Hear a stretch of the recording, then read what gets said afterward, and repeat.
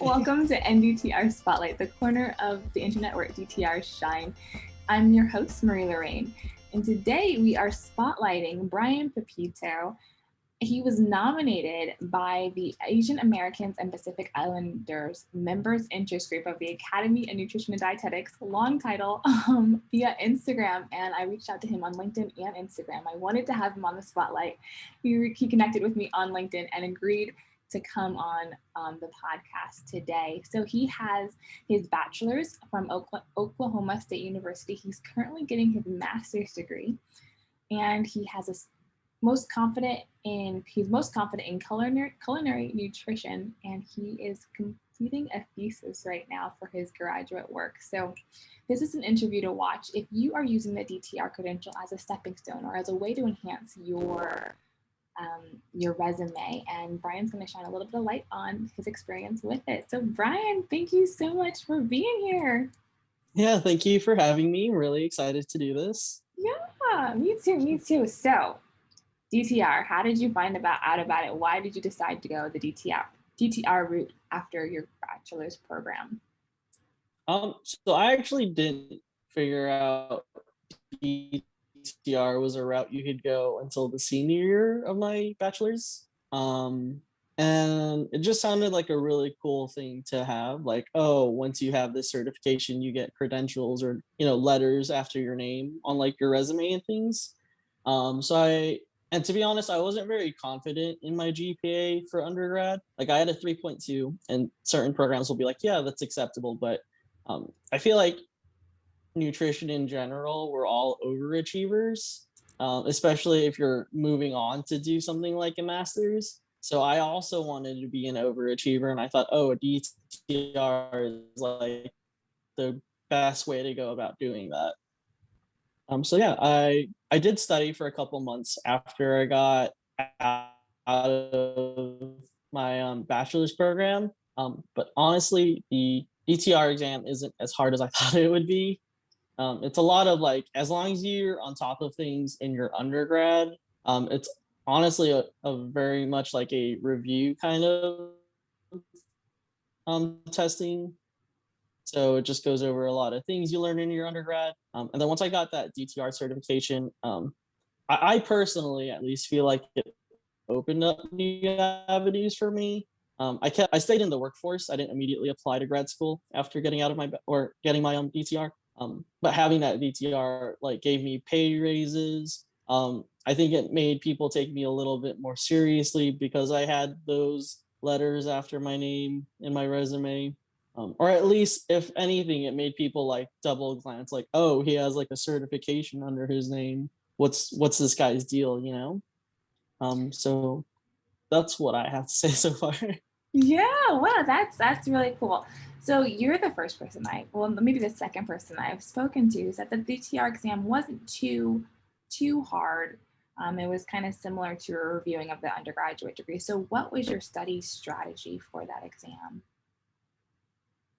My study strategy, there is a book that the Academy offers. It's been a couple of years, so I don't remember the exact name of that book. But honestly, if you have that book, and you might know the name of the book that I'm talking about, but it's like a very like comprehensive textbook. So going through that, I think I spent maybe 2 hours a day, 1 or 2 hours. I was working throughout all of this, so usually it'd be during like lunch break when I don't really have anything better to do. And it makes you look way more impressive if you're studying for something to your boss. So I think I did, yeah, for 6 months, like on the weekdays, I just kind of study between work. And, I think that gave me a lot of good like testing help. Yeah, so you used what the Academy put out, and then you were just consistent, sounds like, with studying. So what was your job experience working, or your experience working as a DTR? What did you land after you got that credential, or while you were studying for that credential? So while I was studying for that credential, I was actually working a catering job. So I was doing a lot of catering, a lot of like food service stuff, because I feel like nutrition programs in general, they don't focus like you do take like 1 or 2 classes talking about like food service management, But depending on your program, you don't really get that full hands-on experience. So that's what I wanted. So I definitely went and did that. And then after I got my credential, I tried working in hospitals. So I worked as a dietary assistant for a while, for a little bit. Um, this is when I had my DTR. So even though I had my DTR, I wasn't become like an actual dietary technician right off the bat because depending on where you're located, some hospitals just don't have that as a position available. So I worked as a dietary assistant, so I was just running tray line a lot of the time up and down the patient's rooms. I would take orders for patients. And then I think a year after doing that is when I actually got my dietary technician position. Um, and honestly, it was a really cool position. So things I would do would be like nutrition educations for easier to talk about things. So low sodium, low fiber. Occasionally, I think once or twice, I got to do a diabetes education. So that was really fun. So yeah, I think having that DTR and getting a dietary technician position allowed me to get like an introduction diet RD experience kind of ordeal. So yeah, that's kind of, but on top of like the educations, it was kind of the same thing as an assistant where I would still like run tray line or I would take patient orders. Yeah. But it was mainly clinical. So the clinical aspect of that DTR job was at the educations you were providing. Hmm. Did you do any assessments on patients as a DTR, or was that for the dietitian? So I got to do calorie counts and I would do like initial interviews. So like what's your or I wouldn't get to do them, I should say I sat in with a dietitian as she did them. Um, but I did get to like at least be there. It was kind of like interning, but not interning. Sorry, my camera went off. Yeah, yeah. So that's really cool because it sounds like so you became a DTR and you didn't find that DTR right away. And a lot of DTRs they're discouraged about that, not finding that job search. But you had your food service, and then you got into some of the clinical areas of nutrition, which is clearly beneficial. You're beefing up your resume in areas of nutrition. So now you're in grad school. What made you decide to keep going with your education and staying in this field? So I always thought I was going to do something food related, whether that be nutrition or just like opening my own restaurant and being the next Gordon Ramsay. But I think what made me want to stay with this field is that so my concentration, I should say, is nutrition research for my master's, and the reason for that is I think research is such a key thing to being an RD. We're evidence-based practitioners, so I want to be that person who contributes the evidence. I want I well hopefully one day I want to publish something and then whatever I publish that's used as the basis for setting like new dietary guidelines. And I think working in clinical really reinforced that, like, oh, like we're making these recommendations, but like based off of what? Um, and like we use a lot of when I was working in clinical, we use a lot of the things that the academy or the CDR will publish. So it's like, yeah, I just thought like at the end of all that information where they have all the authors' names, I want to be one of those authors. That's awesome. And yeah, research is so, so important. And the clinical practice guidelines, a lot of the times in my experience, I don't know what your experience is when we're looking up disease states, like nutrition is not always talked about as much as it should be. And there's not like specifics or very clear guidelines for like micronutrients or supplementing certain things. It just kind of, because there's not a lot of research specific on it. So that's really cool that you wanted to do that. Is there anything specific in research that you want to tackle? Yeah, actually. What I'm really interested in is like how like sensory nutrition works. I think that's something we don't really talk too much about in this field. Like I think the main focuses are like nutrigenomics, cardiovascular or diabetes. But I think sensory nutrition also is really important. So by sensory nutrition, I think the most like clinical relevant way to say this would be like textures. So an individual with dysphagia might have trouble eating. So I think sensory more research into sensory nutrition and being able to get those individuals with dysphagia like get them to eat more, I think is really important. But on top of that, I'm really interested in like taste and smell. Because if the food doesn't taste good, they're gonna want to eat it even less. And that's like a huge concern in general. So I think improving smell and improving taste, and relating that back to diet quality or just dietary habits in general would be a really interesting thing to research. And that's actually what I'm trying to do my PhD in. So I'm applying for PhD programs. That's awesome. Wow. Yeah. So sensory nutrition, that's really cool that you brought that up. I mean, I remember learning about it very briefly when we're talking about like figuring out what food tastes like and like doing a review of it. But relating it back to like getting people to eat more. And it sounds like, so would you in your research work with speech pathologists to kind of work with that dysphagia and those aspects of nutrition? Yeah, absolutely. I think if I was to go into the workforce for that, I think speech pathologists are like communicating with those individuals that have a better idea would definitely be super necessary. But I think I'm more interested in like the food science kind of aspect. So it's like um, I haven't completely thought this through actually. I'm Yeah. still trying to figure out what I want to do.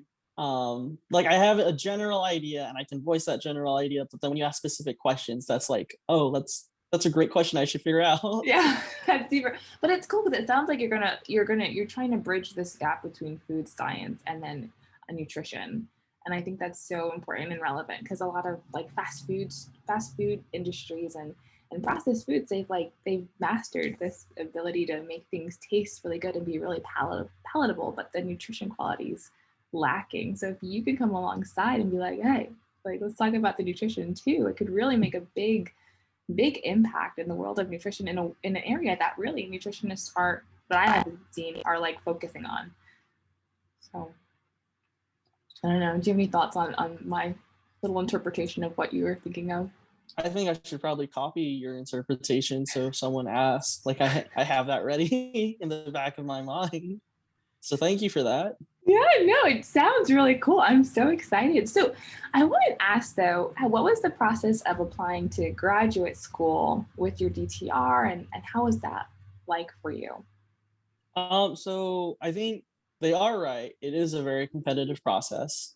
But I think um, rather than going straight from your bachelor's to your master's, if you're feeling unsure in life, like if you really want to do nutrition, I think that's a perfectly normal feeling. If you feel unsure that your resume isn't up to par, that's also really normal because I was one of those people. And I think 2 3 years in the workforce and just working out in the industry really changes things for you. Think it really does bulk up your resume. Obviously, having your DTR strongly makes you a stronger candidate.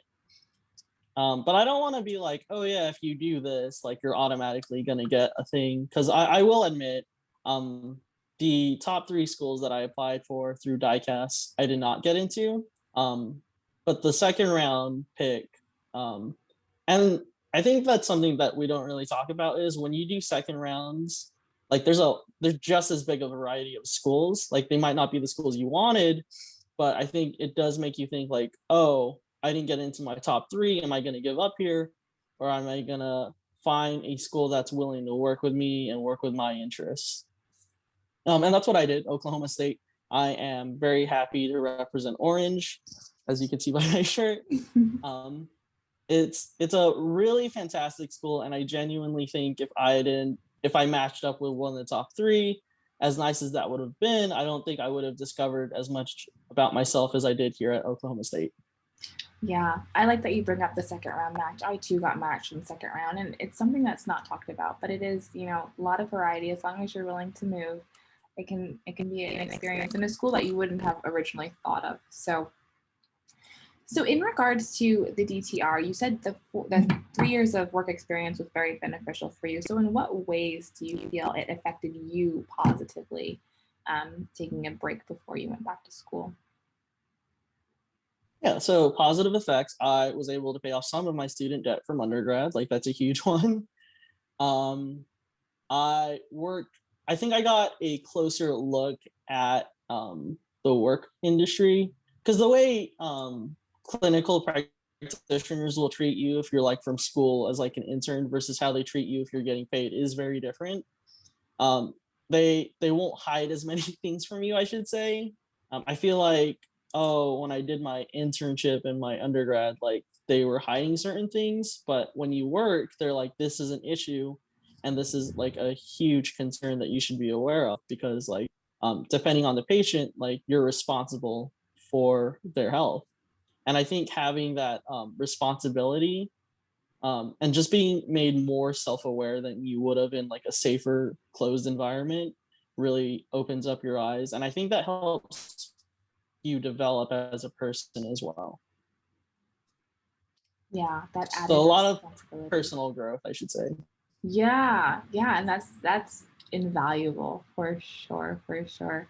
When you were applying, so your grad program, you're doing a combined program, right, with the diet internship and then also the degree. Do you feel the DTR on your, I know you got the second round match, but do you think that aided in your acceptance to that school, or has it affected how you are studying now as a student? Ooh, sorry, like my Wi-Fi bugged out. Can you repeat the question? Yeah, of course. So I was asking, um, when you're in your application process and even in your schooling, do you feel that your experience as a DTR like enhanced your application, or even more so your experience studying, which you kind of answered, but I wanted to hear it in a different way. Oh yeah, absolutely. The DTR is definitely, I don't think I would be where I am without it. Because with the DTR, I do think, and I don't mean to like use this as like a bragging tool, but it kind of does serve as a bragging tool because you're around your peers. And you're like, well, I'm DTR certified and I've worked as a DTR, so I might know a couple things that you're not aware of, just as they might know things that I'm not aware of.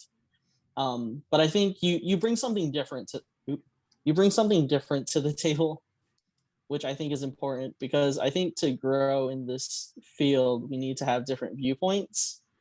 So someone with a DTR who's worked will have a different viewpoint from someone who went straight from undergrad to a master's program. Yeah, well said, well said. So specifically your master's program, you're doing a combined program. So can you explain what your program is like and why you chose a combined program instead of just going for the RD credential? Well, like I said, I do want to pursue more research, and you definitely need to get a master's for that. But also, I think, well, to be honest, one thing that scared me about doing just the RD exam, um, or not, sorry, not the RD exam, but just the internship, was that maybe I don't know enough. Like I'm not aware enough of things. So with doing a combined program, what's nice about it is we go over a more advanced level of medical nutrition therapy. So that more advanced level definitely made me feel a lot more confident for when I start my internship and I'm like, oh, I actually do know these things. Whereas in my undergrad, I knew some things, but I don't think I knew, like thinking back on it in retrospect, like I don't think I was ready after undergrads classes, but after completing courses and masters, I feel a lot more confident in myself to tackle on the dietetic internship. And also, just on top of all the knowledge things, like you build a lot of connections in masters. You get financial aid, so that helps pay off for the internship as well. Because I'm working as a at my program, I'm working as a teaching assistant, and that covers your tuition for that year. So I'm actually covered for my internship, which I'm very excited about. That's so nice. Yeah. Wow. Okay. So, switching gears a little bit, the organization that nominated you was a part of the Academy of Nutrition and Dietetics. So, what is your thoughts on being a part of that group, that um, interest group that you're in? So I'm actually friends with some of the members of the AAPI, so I might be biased, just forewarning, because I think they're wonderful people. So obviously, I'm going to say wonderful things. But I Naturally. think AAPI, what's nice about it is it's nice to know that there's other people with my like ethnic background who have maybe gone through the same processes that I've gone through. Um, I don't want to make this a political talk, but with COVID and everything, Yeah. and attacks on Asian Americans, I think it's important to know that there's a community out there for you, um, with similar, hopefully, interests you. AAPI has a really strong, not strong social media presence, but I know that they try and stay up to date with their things.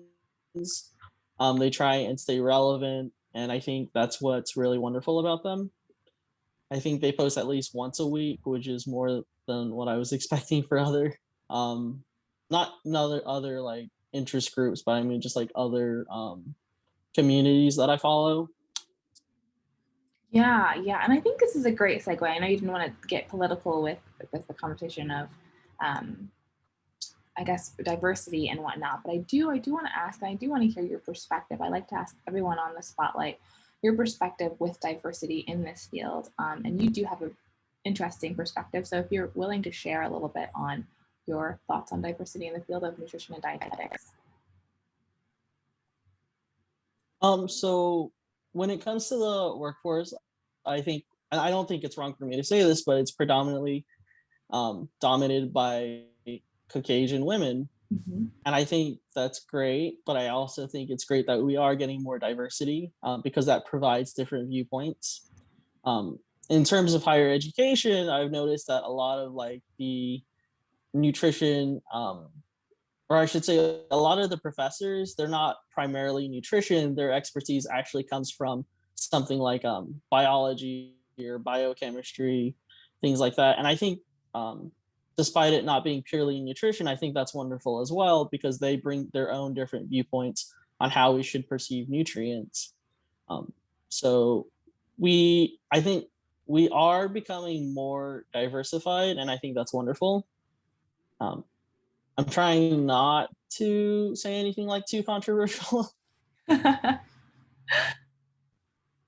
It shouldn't be controversial, but yeah. So I think that's great that you brought up that mindset that nutrition is not just like you don't just learn nutrition from dietitians, but you can learn from other fields of study and have a community of just educators and fields that can come together and really understand the complicated science of nutrition.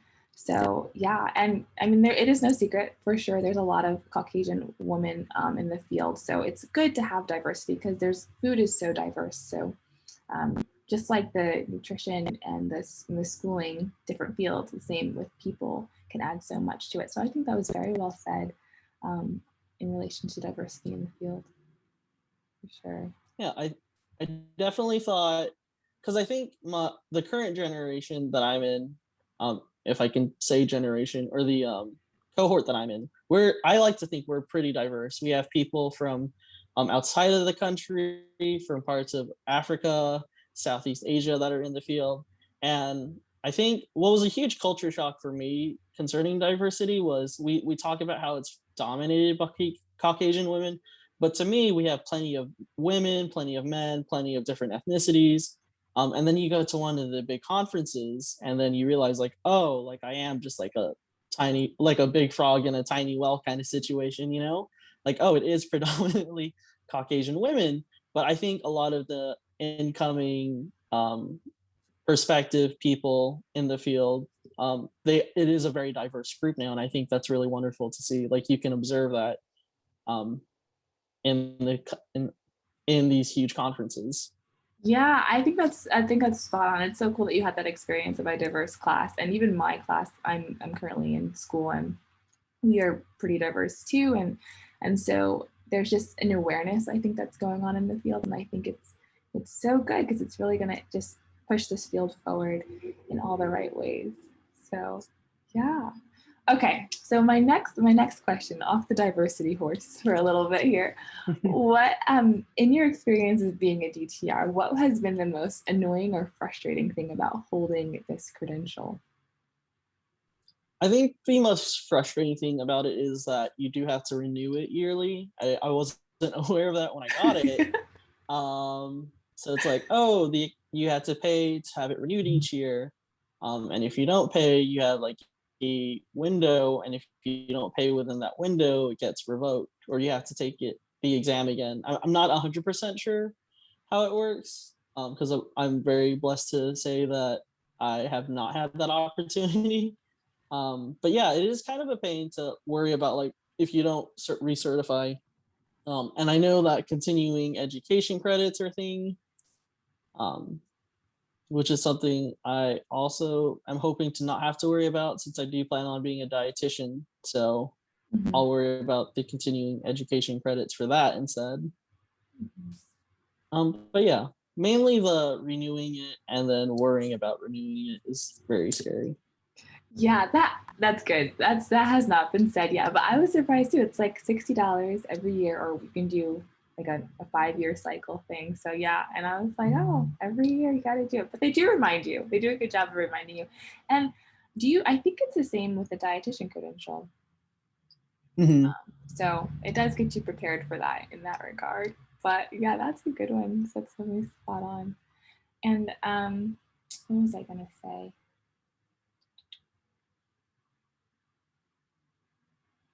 I don't remember. Oh yeah, continual education. Um, if you become a dietitian or change your credentialing, then it's you have to start from scratch. So if you're not going to be a DTR for 5 years, I don't think it's worth putting it into the system. I think it's worth doing the education. But so yeah, just thoughts there. Very, very cool. So what would be your advice to anyone who's thinking about using the DTR credential as a stepping stone, or anything you want to leave with the audience who are watching or listening to this interview? I do think the DTR certification is worth it, especially if you're not sure you want to be an RD, or if you're not even sure what you're planning on doing in this particular field. Just because it gives you that extra credibility to your resume. It might open pathways that allow you to get a better understanding of what you might want to do. Um, that's primarily the gist of it. I don't want to take up too much of anyone's time, so. No, I think that's super encouraging. And we have to ask one more question before I go away. You're doing a master's with a thesis. So can you give us a little bit of an idea of what your thesis is about and what you've been working on? Yeah, so it's unpublished right now. So it's not anything to keep an eye out, but we're doing menu analysis. And I can't give too much details about it because it is supposed to be like on the down low. But we're doing the menu analysis for a police academy. And we're just trying to see like we're trying to evaluate like how healthy the menu that's provided by the academy is. We're trying to see if this is enough to achieve peak performance in, because you could argue that police officers are a type of athlete, and that's something I believe. So when we're just testing to see if the nutrients provided by the academy's menu provides adequate nutrition for peak performance, I should say. That sounds like it's really interesting. I'm excited for you to finish that. Hopefully, one day it'll get published. People can benefit from the research you're doing. Well, Bryan, how can people reach you if they want to contact you or see what you're doing? Are you on social media? I am. I have a Instagram blog that I don't really update anymore. So primarily, I'd prefer if you just connect with me on LinkedIn. I do check on that every once in a while. So LinkedIn is definitely the way to go for me. Awesome. Well, thank you so much for your time. Thank you everyone for watching. Give this video or audio podcast a thumbs up. Make sure you subscribe to listen to more NDTR Spotlights. We'll see you on our next one.